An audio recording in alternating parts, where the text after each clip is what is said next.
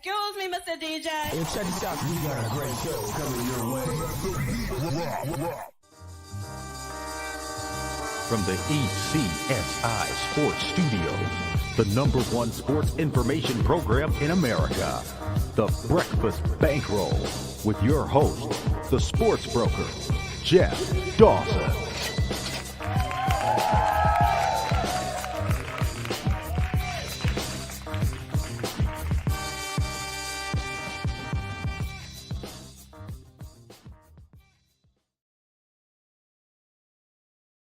Good morning, sports fans from all around the globe. Excuse me. I'm your host, Jeff Dawson, East Coast Sports Investors, and this is your Breakfast Bankroll for Saturday, October 8th, 2022. Busy day. Welcome.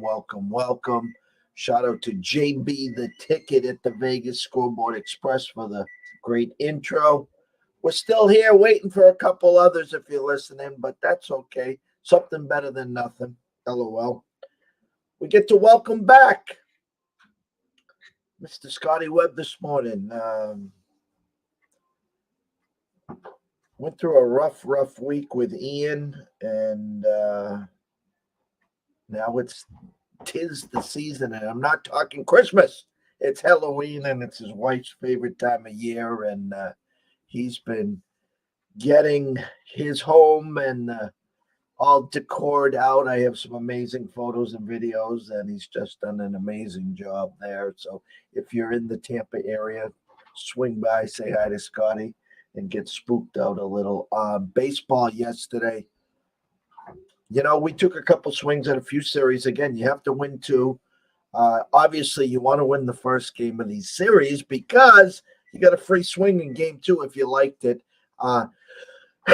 If you listened carefully at the show last night, I clearly talked about the mindset of the Mets and the fact that they had a 10.5 game lead. They were leading the NL East all year, and the Braves caught them at the wire. Now, instead of getting their rotation set and watching the games for the weekend, their backs were against the wall. Their fan base is as tight as a snare drum, and they're already talking about, or we're talking about, trying to not use DeGrom in this series and get him set up for the next series versus the Dodgers. And my key to success was to put up a crooked number, if possible, in the first inning, whether it was Machado, whether it was Soto. Well, it ended up being Josh Bell. They get out 2-0, and the rest was history. I think they had 4 homers. Now back against the wall, DeGrom pitching. And we know the run support for DeGrom has been, in his career, nil. And now facing a Blake Snell, who's been pitching absolutely balls to the wall, and a team with free and loose house money. So it's going to be amazing. But there was a couple other games that I vented. Jose Ramirez cannot beat you if you're the Rays. Be interested to hear Scotty's thoughts there. And then the cherry on top, I'll just say the Seattle was, Toronto opened up -170 in the series, which the only way you could play that is Seattle. They're the darlings. They're the team that no one wants to play. Put up a 3-spot, kick a field goal in the first inning, and never looked back there. But the eye opener, Edge Phillies starting pitching, Edge Cardinals Bridges back end, 2-0 lead. Halsey on the mound, who's been absolutely lights out. I think someone said, I was in the show with Riley, and I think, the Phillies were like plus 2,000, something stupid, 1,500 going into the ninth, no on, 1 out, and they got a touchdown. Think about that. A touchdown. Walk, hit by pitch, pass ball, bleeder, base hit. Bedlam. But let's hear it. Let's welcome him back from the Palm Tree State himself, the one and only, Mr. Scott E. Webb. Welcome back, sir. Well, it's good to be back. And I can tell you I'm exhausted. The storm, the cleanup, the helping the neighbors, do everything that you got to do, and then go back to doing what you do, and it's just a lot. But all that being said, it doesn't mean you can't gamble and can't try to track down what you're doing and stay up on what's happening. And when it comes to the baseball, I haven't heard anybody really talk about it much, but the game one winner of a 3-game series is 70% to win the series. So I'm just going to put it this way, looking at numbers today, I think that you're only going to have one series go into Sunday. I think the Mets will probably win today. And I think Cleveland wins. I think Seattle wins, and I think Phillies win. So I think all the other teams are done already. So kind of disappointing in my mind in terms of getting all these best of series and be tied 1-1 and have all that come down to it. But that Seattle game's kind of interesting because I think Seattle's plus 150 or something like that with Robbie Ray. But looking at numbers and kind of trying to figure out how to play some of this stuff,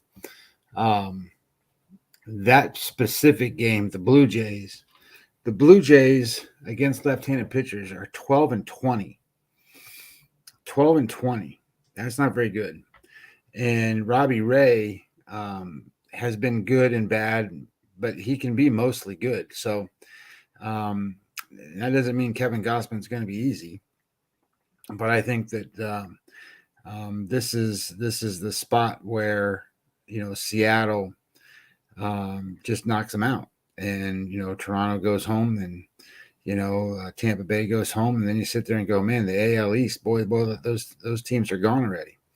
And that's the way it is. It just kind of goes with it, and it is what it is. So it's just interesting. And then I think that was a total meltdown in St. Louis yesterday. It's just bad, but that goes back to what we've been talking about most of the season, which is that team can hit, but what are they going to do? They put Quintana out there as their best pitcher yesterday and matched him up against Wheeler. And I think that they got, I don't want to call it lucky because that's not really true. They got a great start from him. And, Quintana is not a guy that I would have thought would have been a game one starter in any playoff series. But they don't really have anybody. So now they throw out Michaelis today. And Michaelis is a contact guy. When you're playing the Phillies, you want strikeout guys. And the Phillies make contact, that ball might go over the fence. So they got Nola on the mound. That's a mismatch. So, it is what it is. And I will say this, when we're breaking down the series throughout the week, the opening numbers, there was some stuff that just didn't add up. There was no way in holy hell that Toronto could be minus 170 for a series there. Seattle was the darlings there. The Guardians and Rays were an absolute coin flip. My love affair with Tito. The Guardians have been the story, the talk of that division. Tito, the manager of the year. As I described it, I was out of the office yesterday afternoon, and the Rays got the home run and the 1-0 lead, and I got a little pep in the step because we did release the Rays in that series. Now, and I see Jose Ramirez hits a 2-run homer. Now, listen, Scott, you played in the MLB. I always talk about I coached from T-ball all the way through Legion to college. You got scouting reports day to day. You do work on which teams are hot the last 7 to 10 days. You do which pitching staffs are hot, yada, yada, yada. Helen Keller knows Jose Ramirez can't beat you. There's one guy in that lineup that cannot beat you. If someone else in that lineup wants to beat me, it's fine. As I stated yesterday, and I'm going to state it again, I would have rolled 4 bocce balls up there to the plate. I don't care if I'm putting them on first and second. Let someone else beat me. It's not Albert Bell. It's not Manny Ramirez. It's not Jim Thome. There's no way in holy hell Jose Ramirez can beat you. Well, they don't look at it that way, and I probably wouldn't look at it that way either. Especially in a game one like that. The reason I say that is because in the Rays' mind, or any of those teams yesterday's mind, they got their best pitchers pitching, right? I mean, they got their best guy on the mound. And they're going to think their best guy's got the best stuff, and the best stuff is going to get the guys out. That's just the way they think. And they're thinking McClanahan's going to get him out. They're not worried about Ramirez beating McClanahan. They think McClanahan's going to beat Ramirez. Well, it just didn't happen that way. And can I just interject? Sure. It wasn't the first inning. It wasn't No. the third inning. It was the 6th inning. My assumption it was third time around, correct? Would have been, yeah, should have been. Yeah. This is baseball 101 here, Scott. This is baseball 101. Okay. Now what Seattle did, they put up a field goal. Okay. What Padres did, they put up a crooked number. Okay. What the Cards did in the meltdown, and not even to be a manager and talk about Monday morning quarterback, they pulled Quintana. They got more than they wanted, 5 1/3, 70+ pitches. But the actual thought is you could have left him out there probably to get 2 more outs, get into the 80s, and then only need 9 more outs. They ran out of, Helsley, that was just, I'm going to screw the word up, but abominably what happened in that 9th inning. Like I said, the Phillies were like plus 2,000 with 1 out and no guys on to come back there. And I think what you said is exactly what Vegas wants you to believe in your intro when it comes to these games today. Are the Rays dead? No, but I give a slight lean, obviously, to Sticks because Glasnow's second or third game back. I believe you there. Okay. When you were breaking down the Seattle-Toronto, this was the revenge of Robbie Ray game. And if you like the Jays to win this series, in most people's eyes, you had to win the Manoah game. Okay. I don't expect the Cards to blow up in the 9th. The problem is, again, when you were breaking that series down, Wheeler and Nola were definitely the edges in both those games. But when you factor in the team play and the Bridges and the bullpen, Toronto and the home field, the Cardinals were still the slight favorite. The Mets, again, I don't like to use the mental thing. And I'm going to just say the Mets are done. Of all the games that you say they're done, I know it's DeGrom, okay? But I think physically and mentally, the Mets are done. Just imagine sitting in that stands tonight and let's say Soto or someone, gets a solo shot and they're trailing 1-0. Timmy Trumpets is going to start to be slowly playing taps. Never mind the walk-up song for Diaz. Well, looking at the pitchers today and how they fared against the lineups that they're going to face, Blake Snell's the worst of the bunch in terms of pitching against this Mets lineups. And DeGrom is the best of the bunch against the Padres lineups. Now, all that being said, you would have assumed that DeGrom would have been the best. Now, I think that the question becomes is what do you do with Blake Snell, right? I mean, he's been pitching pretty well. And is he going to have his good Blake Snell outing? Because if he is, he's a Cy Young pitcher, and he can match DeGrom. If he doesn't, and then he doesn't go deep into this game, which, you can't bet on him going deep in the game because he really doesn't that often. But you got to remember, Blake Snell is a Cy Young pitcher, and he can pitch that way today. And if he does, this is going to be pretty rough spot for the Mets.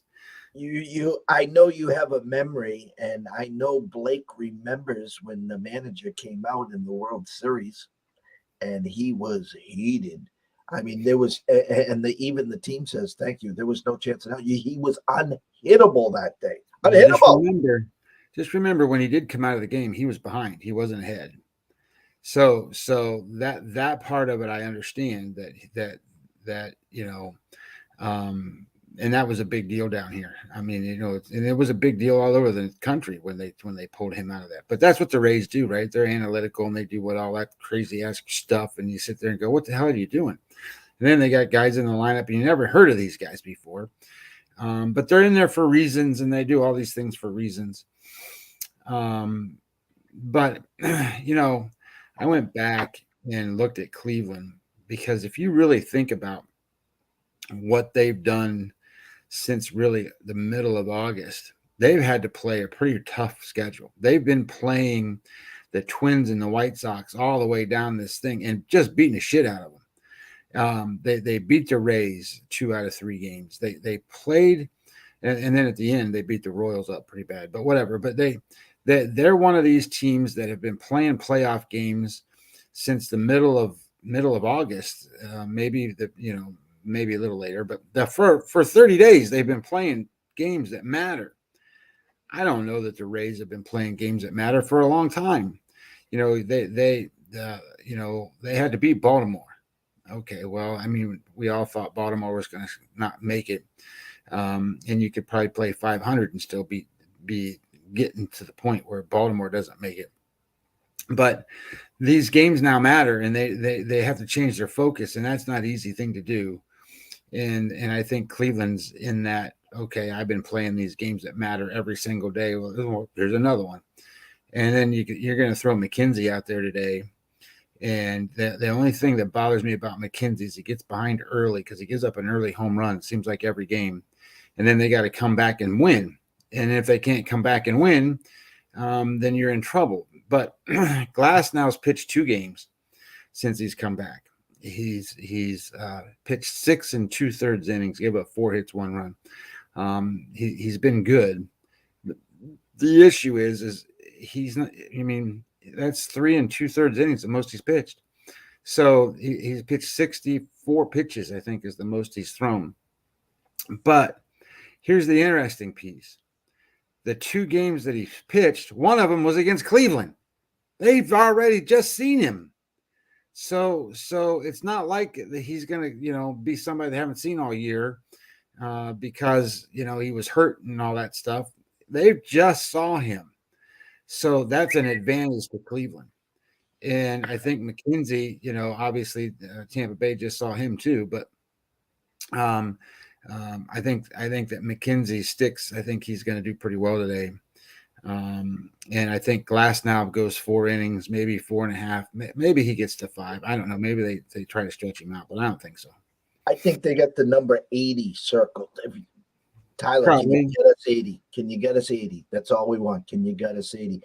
And the intrigue, listen, don't forget, the last couple of years, these wild card games has just been single elimination. Last year, the Red Sox beat the Yankees in the playing game, then went and beat your Rays, and then made it to the 6th game in the World Series. Now, it's going to be interesting because the 4 teams that are off, they want 3-game series. They want extra innings because they're sitting in the catbird seat. Now, these games today are going to be so intriguing because the team that lost yesterday, it's all hands on deck. I mean, you got to get to Sunday. Just get us to Sunday. And then, as you know, and I know, anything can happen. And listen, I know there's 100 football games, okay? And I tell you this, I'm hoping for 2 or 3 Sunday games in baseball because I'll be so focused on that and I'll have the damn football games on chirping, just with the volume. Every pitch, Matters. Get a guy on first in the regular season. You go to the bathroom, you go make a sandwich, you grab a cold one, you come back. I missed a couple outs.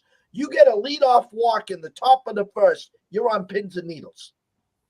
Well, that's the way it is when you got to win these games. And that also then throws managerial decisions into play, and what happens and who's good and who's not. And I felt bad for the St. Louis guys because when you put those guys in there and the rules are they got to face 3 batters and the guy can't throw the ball over the plate and he throws balls bouncing all over the place, you're in trouble. It is what it is. You can't take him out. Scotty, can you remember? I can't. I cannot remember. I was trying to rattle my brains. The last time you saw under over a 5.5. No, but if I really think back, I think the last times I've been seeing stuff like that was when Kershaw and Bumgarner were good. I think there were 5.5s in those series. I think I've seen a DeGrom when he faced Scherzer in some of those matchups. I think was a 5.5, but those are years ago. I mean, that's not this year. I don't recall anything being there last year. But whatever. I mean, 5.5. It's it is what it is, and it went under. We get 19 minutes till kickoff. There's a boatload of games. I just want to tell everyone, shout out to my buddy Billy Hewlin, who gave me an early morning call. We talked. We went over the board. He was one of the games he was looking at was Louisville, Virginia. It smelt to high heaven. Louisville won 1.5-point favorites. Well, the game got stale. It did the flip. Virginia now -1, 1.5, and it's even 2 at a couple spots. So just buyer beware there. Yeah, your eyes on the eye test would lean you to Virginia, in the stench of Virginia is bad this year. And Louisville coming off 15, 17-point favorites at Boston College and lost the game outright. So anyone that sees the eye test and says Virginia's the right side, initially I said so. I'm just saying the flip, the game got stale. Now everyone's running to follow the steam, follow the money, jumping on Virginia. I wouldn't be shocked to see a Louisville box to wire here. Scotty, you want to just you can walk through the 12 o'clock games that you have edges that you've already played. You can talk about the 12 o'clock baseball game if you want there.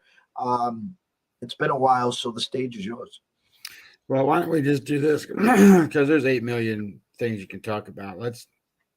I have some games circled, and then I played them and didn't play them, right? So Purdue, Maryland is a game that I like Purdue.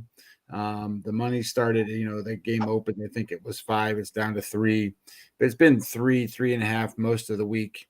I think Purdue is a team that finds ways to be competitive. I think they got a good coach. I think Maryland's a better football team.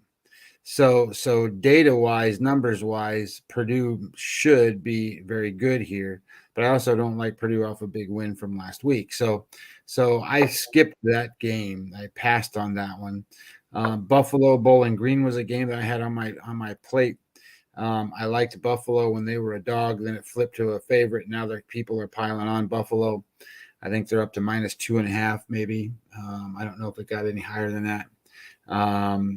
So I think Buffalo is much better than Bowling Green. Bowling Green is one of the worst teams in college football.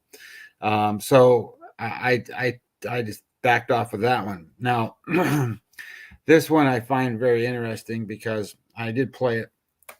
I played 2 games at noontime. This is one of them. This is TCU and Kansas, and I think TCU is a lightning rod, and I think Kansas is a team that plays based off their quarterback, and I think that they play decent defense. So when I looked at the analytics and the numbers, the EPA numbers match up for TCU, and then there's a data number called NDE. That's a new one. But NDE is net drive efficiency. So in other words, if you're driving the ball, how many times you get stopped versus how many times you're pretty good at driving the ball. Well, there's a significant edge for TCU here. That tends for me to believe their offense is a little bit of a mismatch for Kansas's defense. The game opened at 5. It went to 7. I actually was able to bet this game at Bookmaker at 6.5. If you play it at 7, I'm okay with 7 because if you land on 7, you get your money back. But the idea is to win these bets. I played it at 6.5, but I would be okay if somebody played them at 7.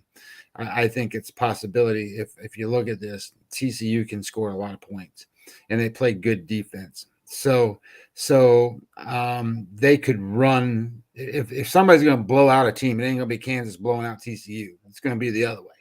And I'll just interject. We had Iowa State last week. I haven't talked to you since. This was comical. Saturday, 1-5. Our only win was Nebraska team total over. Our field goal kickers were 1-9.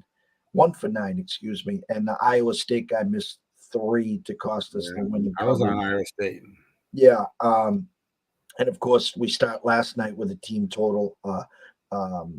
Nevada and first field goal attempt, he misses, and it was like a 30-yarder. It's comical, our special teams here. But my point is, again, that opened up 4.5, 5. Listen, Kansas has been a hell of a story. I almost said the F-bomb there. And game day there, I love it. This TCU team's at another level. And I think they do score early and often. The total's up to 69-70. I wouldn't bet the over and grab the popcorn. I think TCU wins by double digits, and I think they take care of business here. And Kansas will struggle.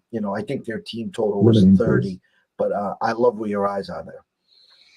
Yeah, I thought it was the right way to go, and with the number moving, and I didn't feel like it was something that was bad. And then at one point in time, I even saw it get to 7.5 and then come back. And then, when these numbers moving around, they're just trying to do whatever they can to get a little more action on one side or the other. Tennessee and LSU, I did play this game. And to be honest, Jeff, I played this game because I wasn't playing hardly any games at noon. So I wanted a little bit of something to do while I was watching the game. So I didn't put that much on it, but please tell me, please tell me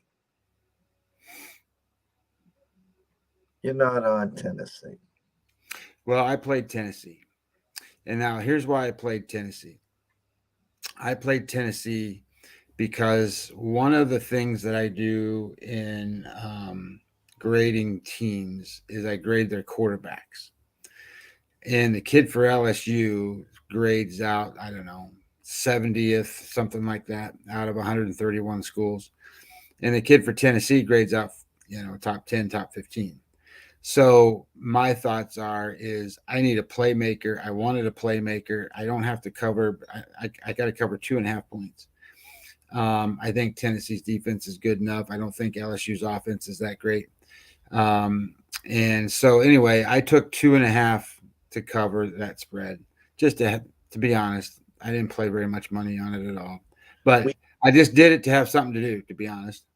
We had LSU minus the 8 last week at Auburn, never cover, and just kind of went through the motions, almost like they were peeking ahead. Listen, I'm not a Brian Kelly worshiper. They lose the opening game to Florida State. I think he's strung 4 together. Tennessee, absolutely, and love the quarterback, love their offense. I just know I like his name, Hendon Hooker. And well, we could say the bad way, or we could say, he's also, got the tow truck business as well there.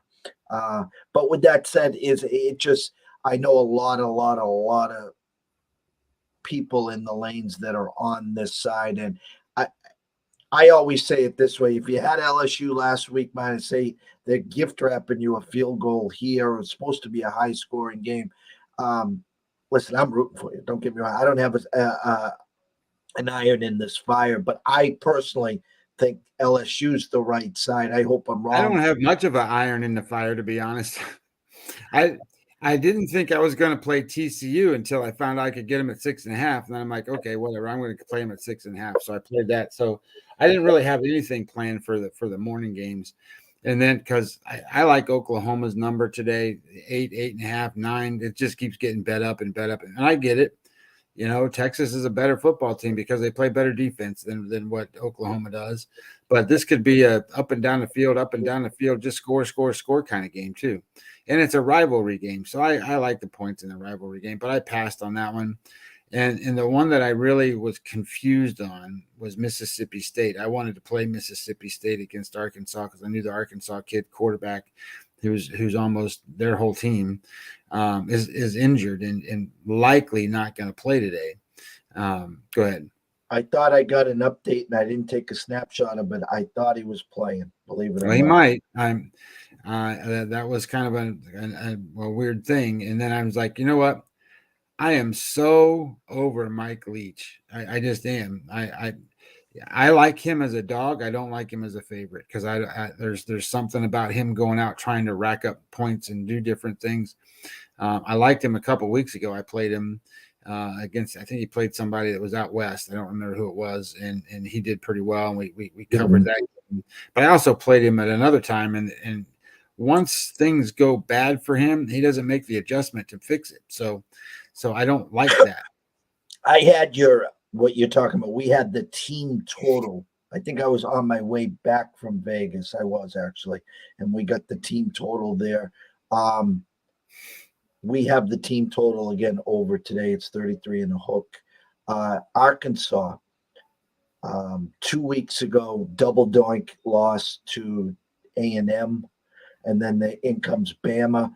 Steamrolled in the first half. Next thing you know, they're down 5, and the crowd back into it. And then no Bryce Young, no problem. In comes, they ran the ball for like 300 yards.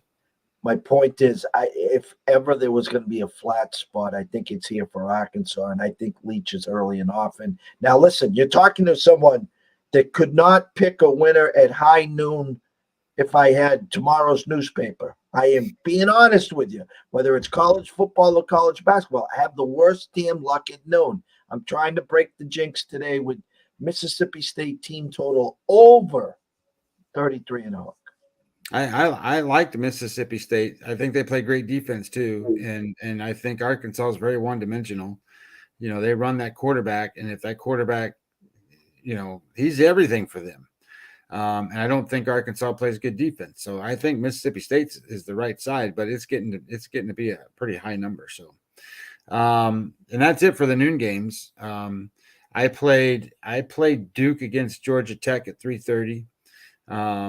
I think Duke is sort of undervalued here a little bit. I think they can play offense. I don't think Georgia Tech can. And I think defensively they're going to hold their own against those kids. I liked Ohio State, but I'm not going to try to go out and cover 27 points on the road. I did play Mississippi, and I always struggle with this because I think Lane Kiffin's the same way as Mike Leach. They get these leads and they don't he doesn't try to pile on or do any of that stuff, but they're so much better than Vanderbilt, and it's a 17 points. I played it. Oklahoma State against Texas Tech.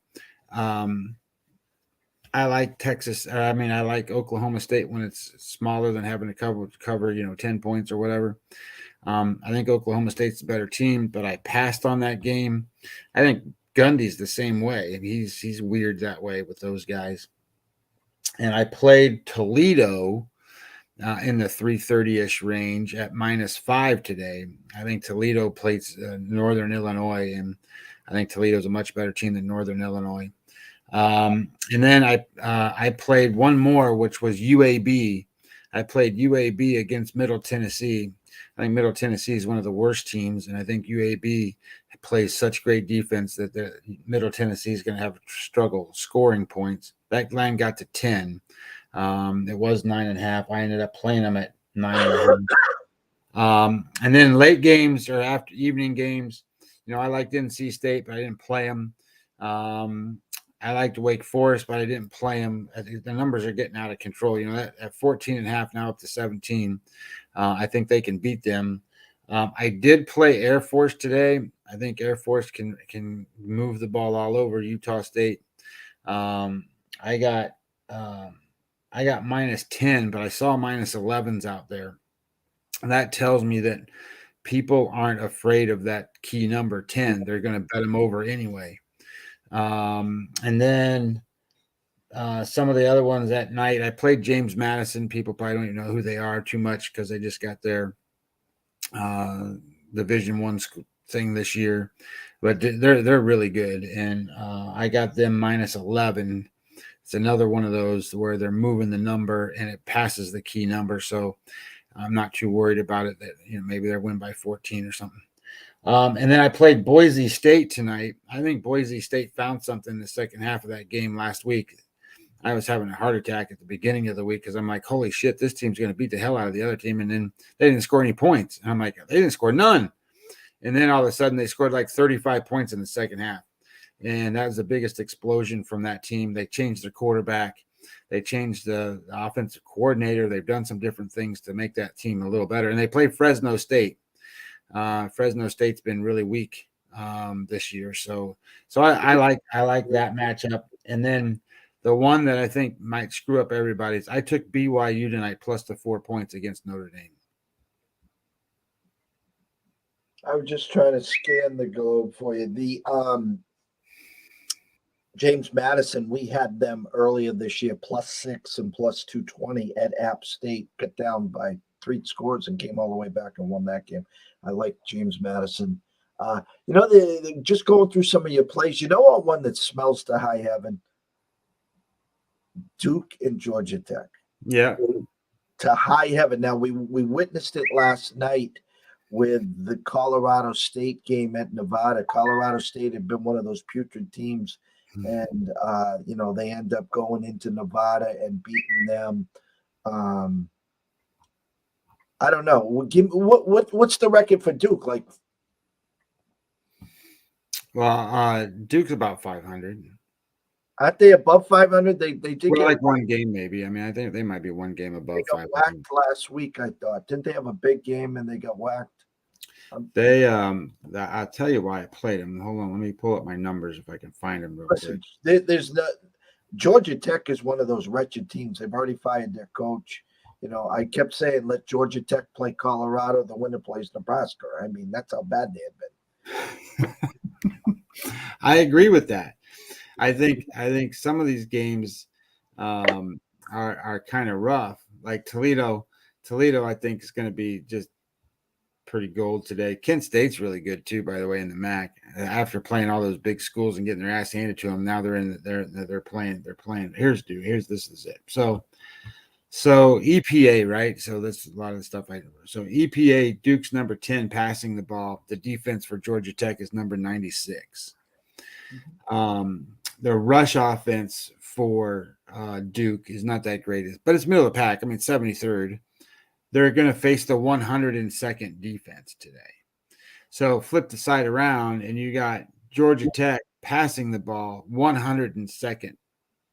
Now, Duke's not very good on the pass defense, 113. So that's kind of an even matchup. So, that's kind of nullify each other, to be honest. And then running the football, Georgia Tech is 77th. Duke is 29th. So there is an avenue for success for Georgia Tech to throw the football.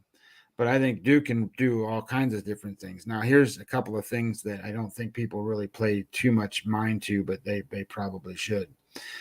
Net field position advantage for Duke, they rate 38th in the country. So they pump the ball well, they tackle well, they make good decisions on on fourth down when they try to pin the other team back. And Georgia Tech, they are 96th in the country.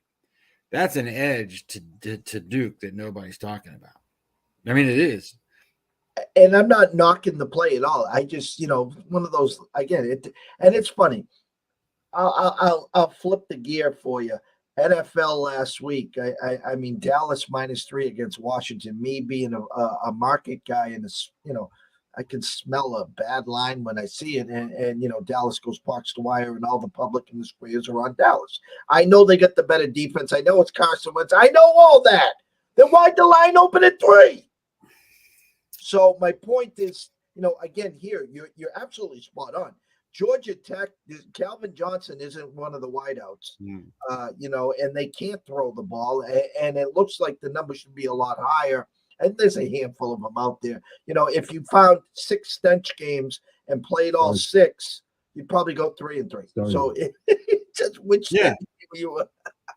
Well, I just, it was one of the things that I sit here and I go, now, why am I playing it this way? What am I doing? And I saw it go to 3, then it was 3.5. Now it's 4, I think. So, this will be one of those, the Georgia Tech comes out and wins by 6 or something. But, it is what it is. Some of this shit, Jeff, I sit here and I go, I just can't get off of it. Some of the games I look at and I go, I can find a way to get off of that because, like Oklahoma State, right? I think they're the right side, but I don't want to have to go cover 10 points. And when I start to look at Duke, I'm like, shit, I don't have to cover 10 points. I don't have to hardly cover shit. And they're playing goddamn Georgia Tech. Okay, well, I can't get off of this game. I just can't. So you just play it, and maybe you play it for a lesser unit or whatever and just have some fun with it. But that's kind of how I looked at it. Closing thoughts. Closing thoughts is that this weekend, I'm not too big on the NFL games tomorrow. I don't think there was super matchups. A lot of weird stuff. Tampa Bay's up to -10 now and all that stuff against the Falcons. But baseball, I thought was very fun yesterday. I thought the crowds were great. I thought people were into the games. I thought Seattle was a good surprise in a way that Manoah hasn't been Manoah at the beginning of the season. He's been kind of shaky at best towards the end. So I'm surprised they made him the number 1 starter yesterday.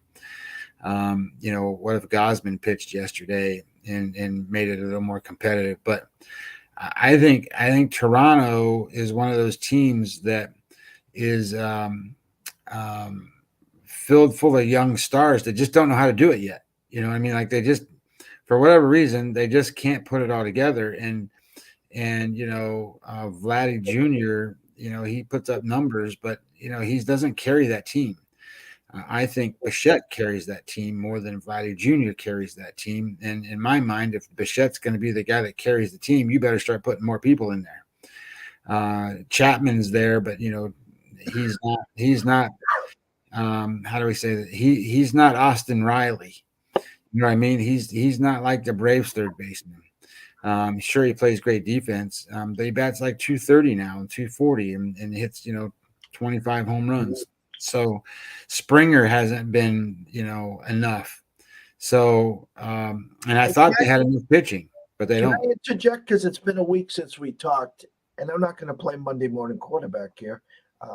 I didn't have a parade. I didn't get the duck boats. I got the tapes, though, that said when the Braves were 10 and a half back, was it time, Scotty? Was it? No. Scotty, is it time? Is it time? And they circled the wagons and they came all the way back, and the rest is history. But I will say this. I think that the Mets, I thought were going to hold on, and I said that the whole way through. I thought it would be close at the end. I did not expect, to be honest, the Braves to go beat Scherzer and then go beat DeGrom and then go beat Bassett and beat all 3 of them. So what does that tell you? That tells you how good Atlanta is. Well, that's my point. I'm sitting here, in July, I did the Champions Parlay at Circa, and I have the Astros, and this was done in July. With the Bills, with Alabama. Outside looking in, I know it's Saturday. I'm just throwing it out there, and I know that the Dodgers are the favorites, but I know you're a smart man. If I put a gun to your head, 7-game series, Dodgers, Braves, who are you taking? Braves. Exactly. Well, I mean, I will also say though that Dodger offense is what's doing it for them, and they got a Dodger offense, and they got a good bullpen. The starters, they're going to be in a problem too, because how are they going to match up with their starters? I mean, Urias is going to go out there and pitch, and he can pitch, but Gonsolin can't pitch. I don't mean that in a disrespectful way to Gonsolin, but he's not a guy that's going to go out there and dominate a game in the playoffs. They've tried that, and he gets hit. So I think that, you run into problems with some of these guys. They're going to miss Walker Buehler. That's who they're going to miss. They're going to miss Walker Buehler in the playoffs because Walker Buehler is a guy that can go out there and throw 95 miles an hour and strike people out, get out of tough spots. And I don't think Gonsolin can do that. And I certainly don't think that left-handed soft tosser is going to be able to do it either, Anderson. So when you start to think about who do they have, they've gotten a lot of play from Anderson. They got a lot of play from Gonsolin this year. And Kershaw has not really been around much. So they don't have starting pitching, but they got a bullpen that can come in and go, okay, we'll save you for a while and get you to the next, because they got guys that can throw 100 miles an hour in a bullpen all the way through. Except for a closer. They ain't got a closer. So what are they going to do? Kimbrel going to go out there? I don't think so. So, that's where you got the Braves have an advantage, because offensively, I think the Braves are deeper. I think the Braves can do a lot. So I like the Braves against the Dodgers. I like the Braves against I like the Braves against anybody really. And I just didn't think that they were going to catch the Mets. And in theory, the only reason they caught them is because they swept them in that one series, and that's it. I mean, they swept them, and that was over. And they kind of go from there. So congratulations to the Braves. I mean, that's a lot, because the Mets. And then you got to go look back, and there's been a lot of things that happened to the Mets too. I mean, they had the injuries with the pitchers, but Sterling Marte's been a big missing link for that team. So I don't know. I mean, I think Buck Showalter was great for that team, and he seemed like his personality style and his nonchalantness and kind of some of that stuff was good for the Mets. So I don't know. But I think the Braves are probably the best team in the National League, and to be honest, they might be the best team in all of baseball still. I can't disagree. I really don't. If I could flip-flop one player, I'd flip-flop. I'd take Diaz and put him on the Braves, and then I would just say, send him. Don't even bother playing, guys. Just give it to him, mail it in, and we'll see you come spring. Well, I think it'll be interesting to see how the Astros do with their pitching staff and whether Verlander's really healthy and stuff like that when they get in the playoff time. That's what I'm kind of interested to see, because if their pitchers are dominant, who's going to beat them? Well, that's what I'm hoping. I get them. I'd like to get the first. If I can get the Astros in, then I'm sitting with Chalk City. Well, actually, Bama's not chalk anymore because of Bryce Young, who I think will be out today. And then obviously the Bills are still a slight favorite to win it. But great to have you back, kid. You were missed, and you were in our prayers, obviously, every day. Made it through Ian. Another check mark off a hurricane. Can you be a little stronger next time? Let's see a 4 or 5. No, I'm kidding. Trust me, I'm kidding there. So we'll circle the wagons next week with you when you're available. Baseball. Listen, I know there's NFL tomorrow. We'll have our action parlay. We'll have a few more plays today. We got a couple series plays that I am hoping we get to the game 3 all in, which I want to see. I want to see 3 game 3s. That's what I want. That's my goal. I'll settle for 2. And that would be the Rays and the Cardinals. So if there's only can be 2, that will be those 2. From myself, Jeff Dawson at EC Sports Invest, from the one, the only Mr. Scott Webb at Webby20 MLB. We wish everyone a blessed day, a great afternoon. Guys, listen, the weekend's here. We're already 1 week through October. 3 more weeks, and we'll be decking the halls before you know it. We'll be splitting some turkey and passing the stuffing and all that good stuff. So behave yourselves. Have some fun. Oklahoma, Dylan Gabriel downgraded to out now. So that's a problem. That is a problem. Enjoy yourself, peeps. We'll see you soon.